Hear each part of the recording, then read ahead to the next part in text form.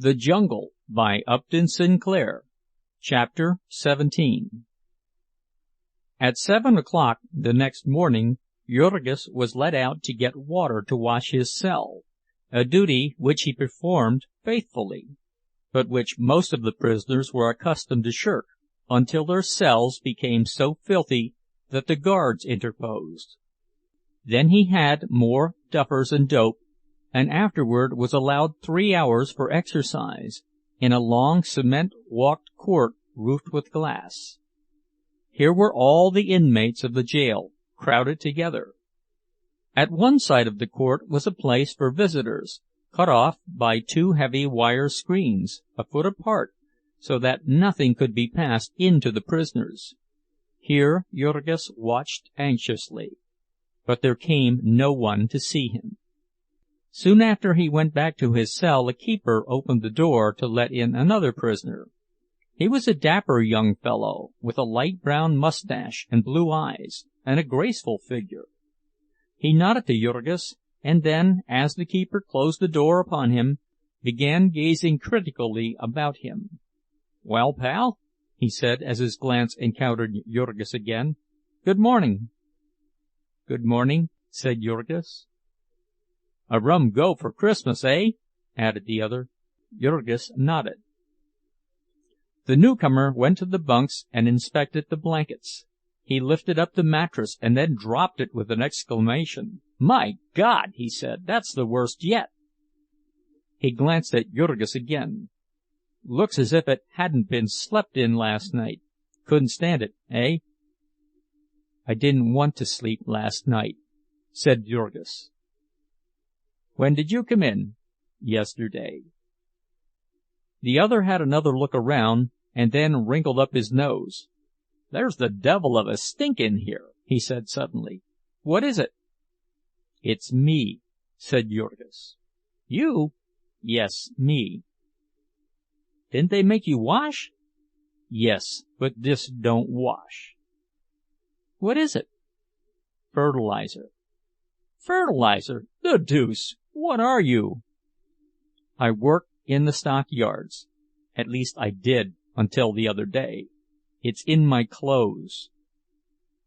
"That's a new one on me," said the newcomer. "I thought I'd been up against 'em all. What are you in for?" "I hit my boss." "Oh, that's it. What did he do?" He treated me mean." "I see. You're what's called an honest working man." "What are you?" Jurgis asked. "I?" the other laughed. "They say I'm a cracksman," he said. "What's that?" asked Jurgis. "Safes and such things," answered the other. "Oh," said Jurgis wonderingly, and stared at the speaker in awe. "You mean you break into them? You—" "Yes," laughed the other. "That's what they say." He did not look to be over 22 or 23, though as Jurgis found afterward he was 30. He spoke like a man of education, like what the world calls a gentleman. "Is that what you're here for?" Jurgis inquired. "No," was the answer. "I'm here for disorderly conduct. They were mad because they couldn't get any evidence." "What's your name?" the young fellow continued after a pause. "My name's Dwayne, Jack Dwayne. I'm more than a dozen, but that's my company one." He seated himself on the floor with his back to the wall and his legs crossed, and went on talking easily. He soon put Jurgis on a friendly footing. He was evidently a man of the world, used to getting on, and not too proud to hold conversation with a mere laboring man. He drew Jurgis out, and heard all about his life, all but the one unmentionable thing. And then he told stories about his own life. He was a great one for stories, not always of the choicest. Being sent to jail had apparently not disturbed his cheerfulness. He had done time twice before, it seemed, and he took it all with a frolic welcome. What with women and wine and the excitement of his vocation, a man could afford to rest now and then. Naturally, the aspect of prison life was changed for Jurgis by the arrival of a cellmate. He could not turn his face to the wall and sulk. He had to speak when he was spoken to. Nor could he help being interested in the conversation of Dwayne, the first educated man with whom he had ever talked. How could he help listening with wonder while the other told of midnight ventures and perilous escapes, of feastings and orgies, of fortunes squandered in a night? The young fellow had an amused contempt for Jurgis as a sort of working mule. He, too, had felt the world's injustice, but instead of bearing it patiently, he had struck back, and struck hard. He was striking all the time. There was war between him and society. He was a genial freebooter, living off the enemy without fear or shame. He was not always victorious, but then defeat did not mean annihilation, and need not break his spirit. Withal, he was a good-hearted fellow, too much so, it appeared. His story came out, not in the first day, nor the second, but in the long hours that dragged by, in which they had nothing to do but talk, and nothing to talk of but themselves. Jack Dwayne was from the East. He was a college-bred man, had been studying electrical engineering. Then his father had met with misfortune in business and killed himself, and there had been his mother and a younger brother and sister. Also, there was an invention of Dwayne's. Jurgis could not understand it clearly, but it had to do with telegraphing, and it was a very important thing. There were fortunes in it, millions upon millions of dollars. And Dwayne had been robbed of it by a great company, and got tangled up in lawsuits and lost all his money. Then somebody had given him a tip on a horse race, and he had tried to retrieve his fortune with another person's money, and had to run away, and all the rest had come from that. The other asked him what had led him to safe-breaking, to Jurgis a wild and appalling occupation to think about. A man he had met, his cellmate had replied. One thing leads to another. Didn't he ever wonder about his family? Jurgis asked. Sometimes, the other answered, but not often. He didn't allow it. Thinking about it would make it no better. This wasn't a world in which a man had any business with a family. Sooner or later, Jurgis would find that out also, and give up the fight and shift for himself. Jurgis was so transparently what he pretended to be that his cellmate was as open with him as a child. It was pleasant to tell him adventures. He was so full of wonder and admiration. He was so new to the ways of the country. Dwayne did not even bother to keep back names and places. He told all his triumphs and his failures, his loves and his griefs. Also, he introduced Jurgis to many of the other prisoners, nearly half of whom he knew by name. The crowd had already given Jurgis a name. They called him "He Stinker." This was cruel, but they meant no harm by it, and he took it with a good-natured grin. Our friend had caught now and then a whiff from the sewers over which he lived, but this was the first time that he had ever been splashed by their filth. This jail was a Noah's Ark of the city's crime. There were murderers, hold-up men, and burglars, embezzlers, counterfeiters and forgers, bigamists, shoplifters, confidence men, petty thieves and pickpockets, gamblers and procurers, brawlers, beggars, tramps, and drunkards. They were black and white, old and young, Americans and natives of every nation under the sun. There were hardened criminals and innocent men too poor to give bail, old men and boys literally not yet in their teens. They were the drainage of the great festering ulcer of society. They were hideous to look upon, sickening to talk to. All life had turned to rottenness and stench in them, Love was a beastliness, joy was a snare, and God was an imprecation.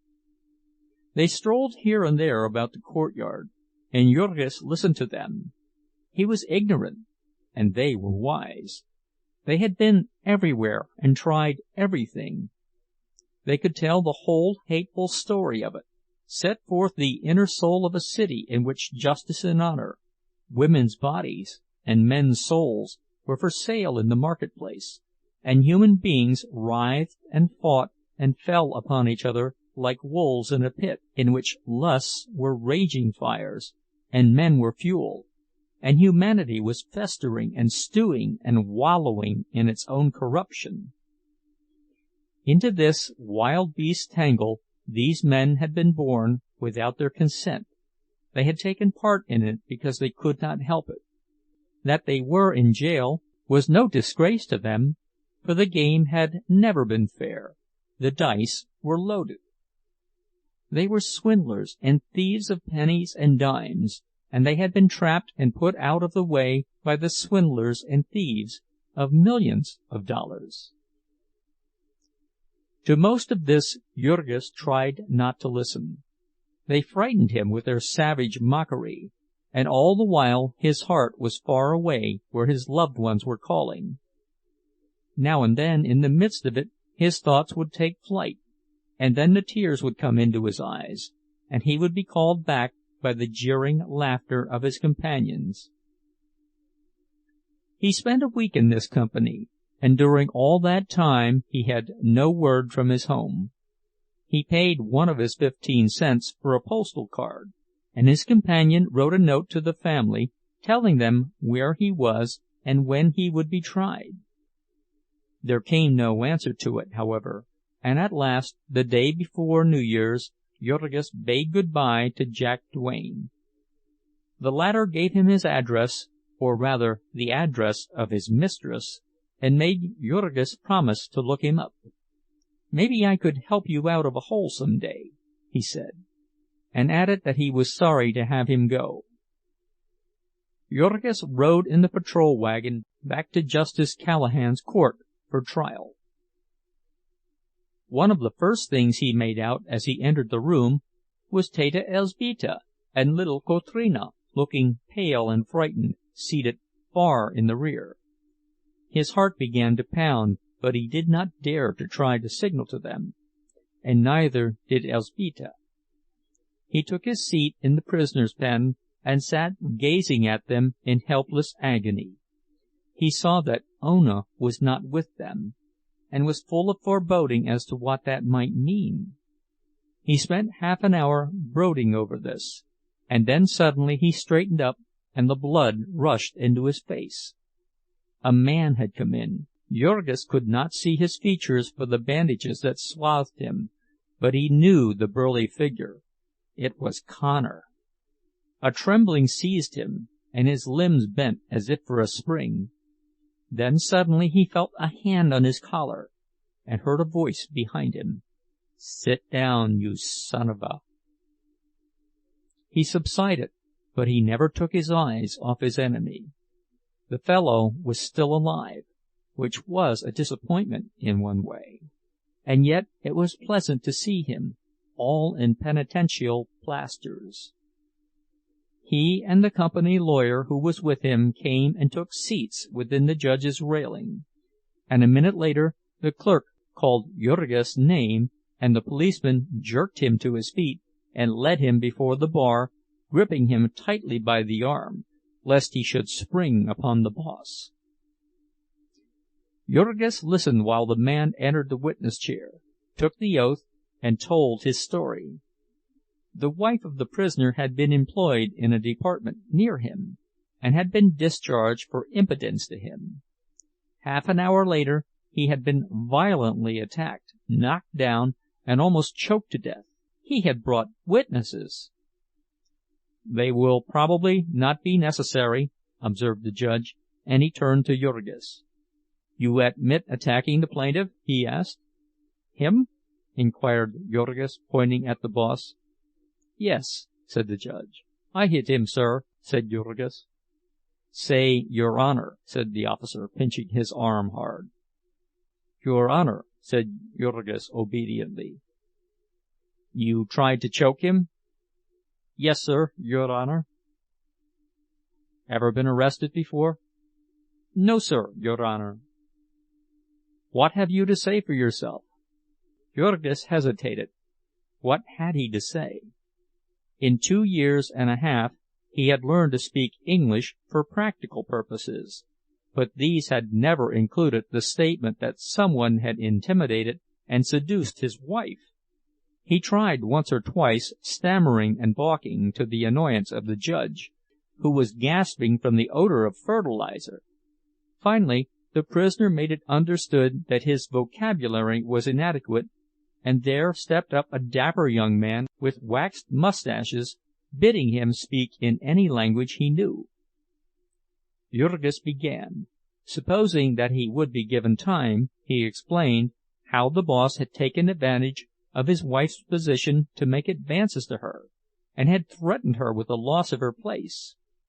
When the interpreter had translated this, the judge, whose calendar was crowded, and whose automobile was ordered for a certain hour, interrupted with the remark, "Oh, I see. Well, if he made love to your wife, why didn't she complain to the superintendent, or leave the place?" Jurgis hesitated, somewhat taken aback. He began to explain that they were very poor, that work was hard to get. "I see," said Justice Callahan. "So instead you thought you would knock him down." He turned to the plaintiff, inquiring, "Is there any truth in this story, Mr. Connor?" "Not a particle, Your Honor," said the boss. "It is very unpleasant. They tell some such tale every time you have to discharge a woman." "Yes, I know," said the judge. "I hear it often enough. The fellow seems to have handled you pretty roughly. 30 days and costs. Next case." Jurgis had been listening in perplexity. It was only when the policeman who had him by the arm turned and started to lead him away that he realized that sentence had been passed. He gazed round him wildly. 30 days, he panted, and then he whirled upon the judge. "What will my family do?" he cried frantically. "I have a wife and baby, sir, and they have no money. My God, they will starve to death." "You would have done well to think about them before you committed the assault," said the judge dryly, as he turned to look at the next prisoner. Jurgis would have spoken again, but the policeman had seized him by the collar and was twisting it, and a second policeman was making for him with evidently hostile intentions. So he let them lead him away. Far down the room he saw Elzbieta and Kotrina, risen from their seats, staring in fright. He made one effort to go to them, and then, brought back by another twist at his throat, he bowed his head and gave up the struggle. They thrust him into a cell room where other prisoners were waiting, and as soon as court had adjourned they let him down with them into the Black Maria and drove him away. This time Jurgis was bound for the Bridewell, a petty jail where Cook County prisoners served their time. It was even filthier and more crowded than the county jail. All the smaller fry of the latter had been sifted into it, the petty thieves and swindlers, the brawlers and vagrants. For his cellmate, Jurgis had an Italian fruit seller who had refused to pay his graft to the policeman, and been arrested for carrying a large pocket-knife.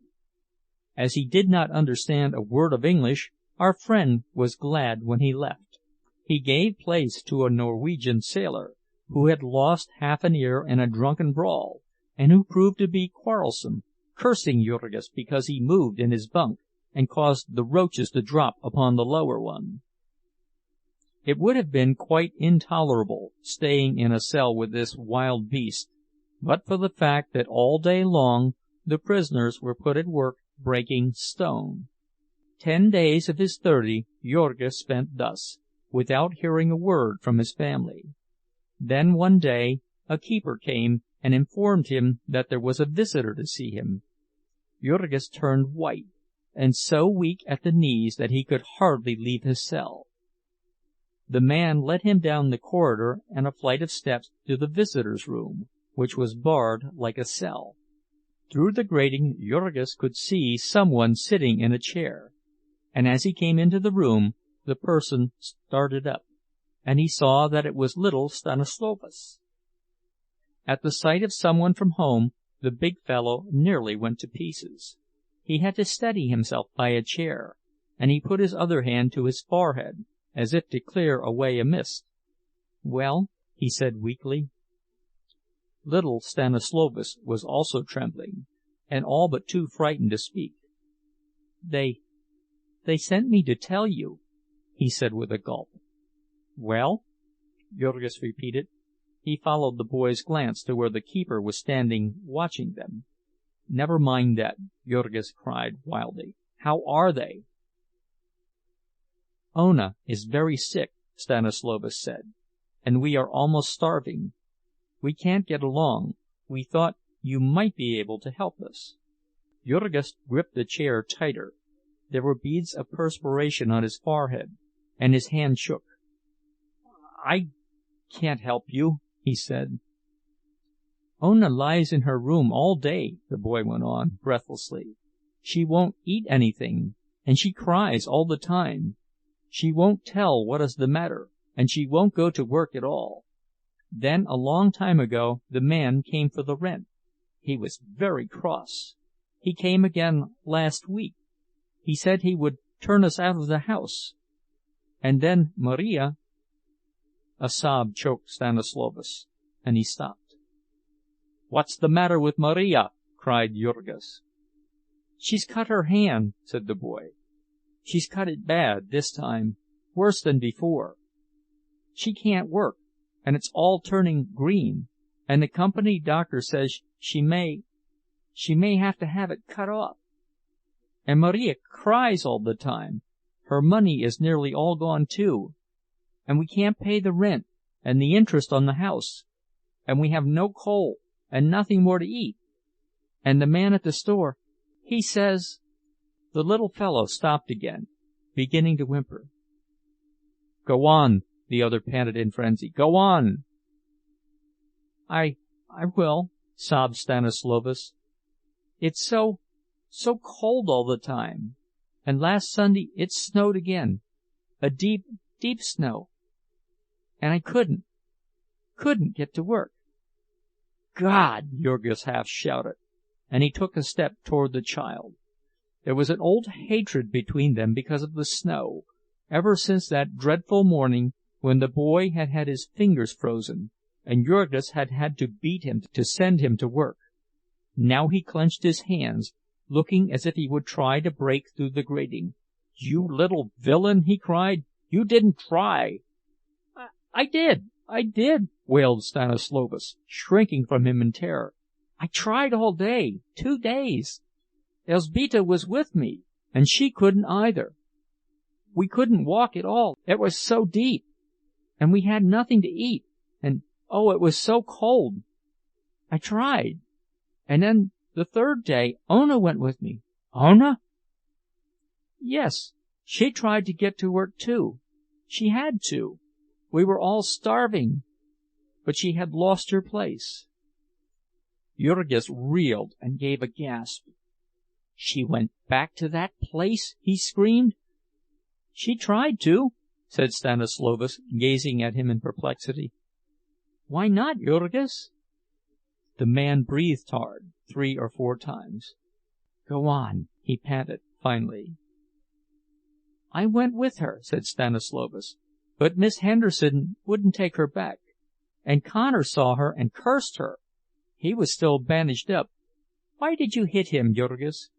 There was some fascinating mystery about this, the little fellow knew, but he could get no satisfaction. Jurgis could not speak. He could only stare, his eyes starting out. "She has been trying to get other work," the boy went on, "but she's so weak she can't keep up. And my boss would not take me back either. Ona says he knows Connor, and that's the reason. They've all got a grudge against us now. So I've got to go downtown and sell papers with the rest of the boys and Kotrina. Kotrina? Yes, she's been selling papers too. She does best because she's a girl. Only the cold is so bad, it's terrible coming home at night, Jurgis.